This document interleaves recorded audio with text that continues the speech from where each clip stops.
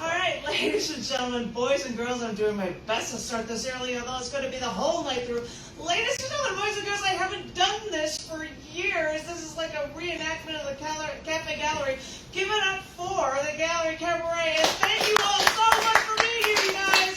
Simple plus awesome. I know it's like on time-ish, which means poets are going to be late, but I'm going to start by reading.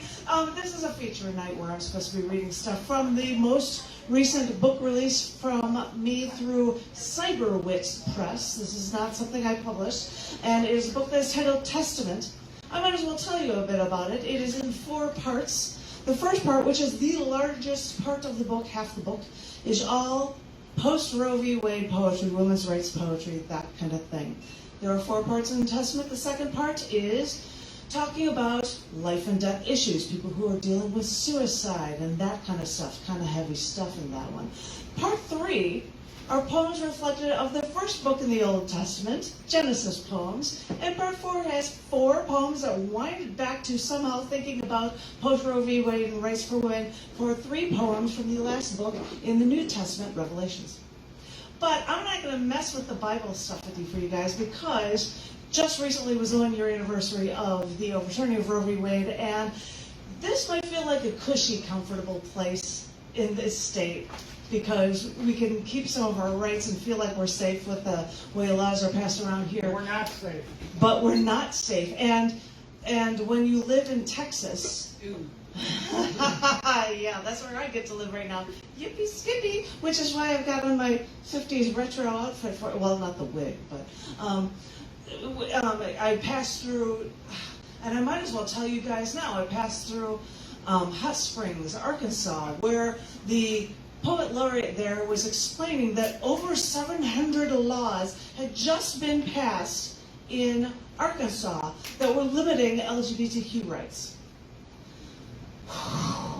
And then they were saying, and they're planning on working on putting up a statue to depict all of the fetuses that were aborted before they were able to overturn Roe v. Wade, and this is what they are living in. And I'm like, it's crazy everywhere. We might not feel it so much here, but when it first happened, I totally freaked and was writing like mad, and that is why the first half of the poems in this book, Testament, are all from section 1 that are all related to post-Roe v. Wade women's rights poetry. I am going to share with you one poem to start this mic before I call up the first performer, which I believe is going to be Rich Experience himself. Yeah. Oh, yeah.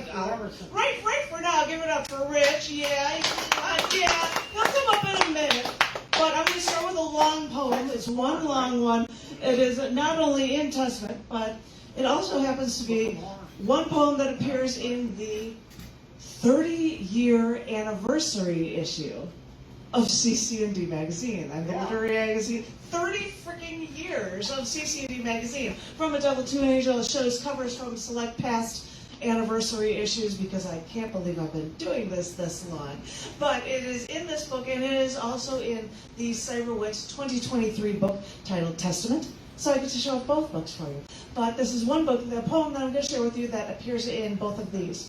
The one thing I'm also going to say is, if you want to have audience participation, and I will forgive you for looking at your phone for it, this poem is all about an artist, and if I give you the name, just go to Google and say, Artemisia Gentileschi.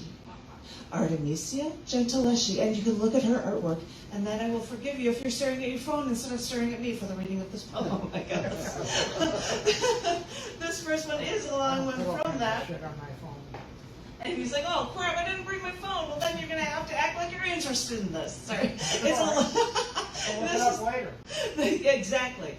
This poem is actually titled X is for Pope Innocent the 10th, not for women. Question not how this painter came under my purview, but why.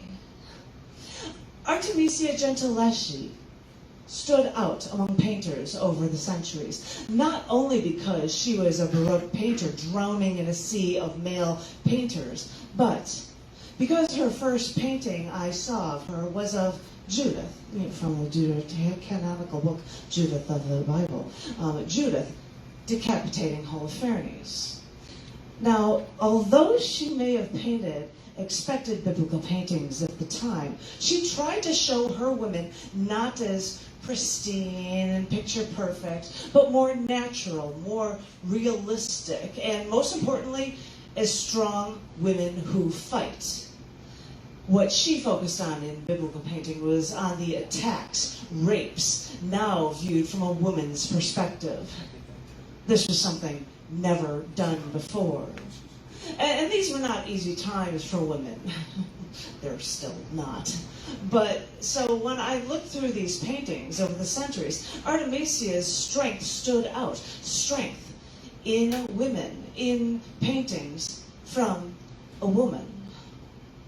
In the Old Testament, Holofernes is the enemy of the Israelites. As the story goes, Judith may have been his divinely appointed assassin, but the similarities are too shocking between Judith and Artemisia Gentileschi.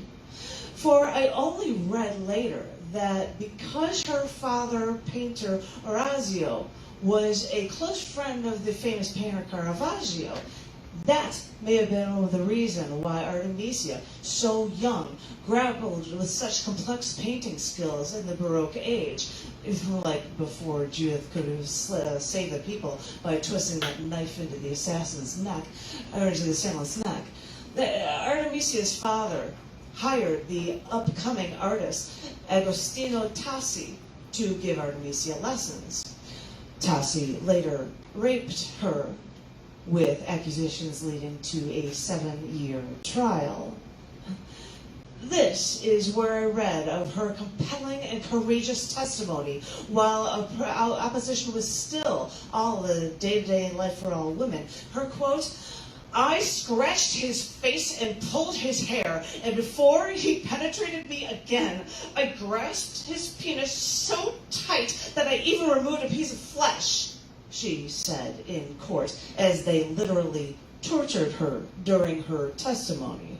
See, Sibylle was wrapping her fingers with ropes to pull tight, to extract the truth during trial.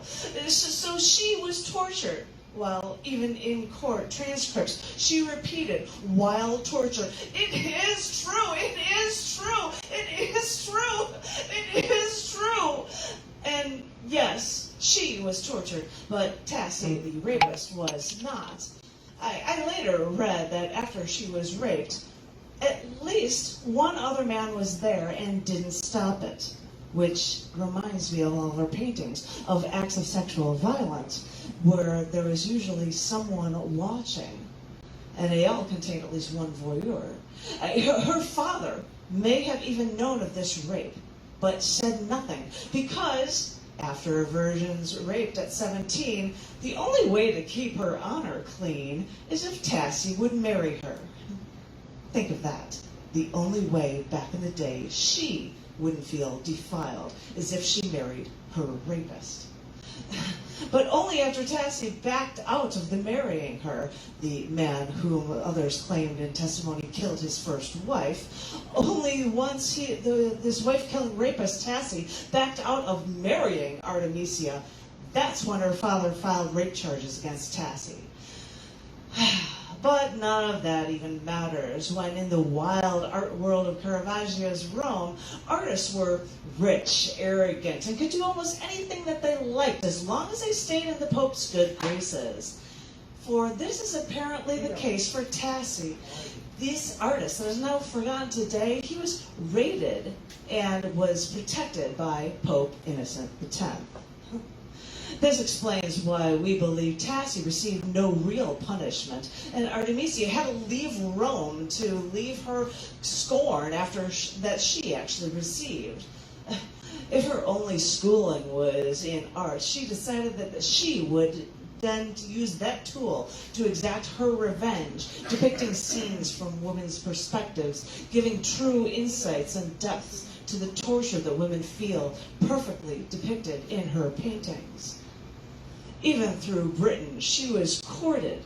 Artemisia even became the first woman accepted into the prestigious Accademia delle Arti Design, which it actually allowed her to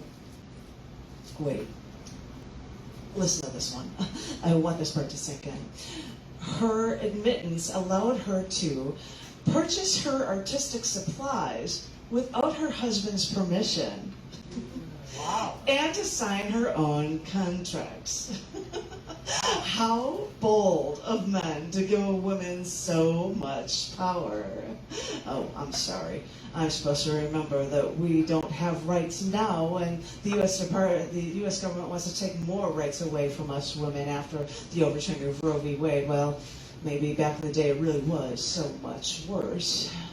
It's funny. I try to act all highbrow, claim I know art because that implies I am quote unquote important.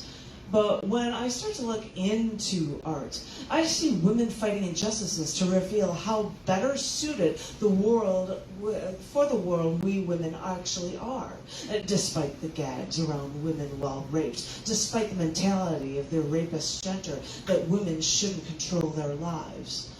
It's funny that I can look at something as simple as a few paintings from approaching a half a millennia ago, how I can incorporate something as snotty as art and weave that emotional pain in art into something that I see today. Only 1 in 3 women are raped in their lifetimes now. Isn't that funny how flippantly that slides off my tongue now? Only 1 in 3 women feel that pain. But more than that, feel what select U.S. states are now imposing on women now in this millennium. I wonder how many more barricades women must hurdle to prove that we know what's best for our bodies. And now men want to take more basic reproductive rights away from women. Many men never regard women's health before they plant their seed. And now their trigger laws show proof that men care for an unborn embryo more than a living, breathing woman. Only ones that think that they can actually inseminate, then they think that their job is done. You men created this mess. Don't expect women to care for your mistakes for decades. I can't tell you how many years that when together women have controlled men's finances. So I think it's about time that men realize that we have rights to control ourselves too. Yeah.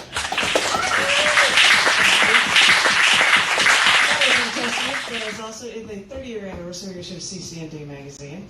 I'm really hoping right now, because I like to make people move quickly, that the next person's going to come up here. I think his guitar is all set up. So, ladies and gentlemen, I want to give double plus applause for our first performer tonight. Give it up for Rich Experiment!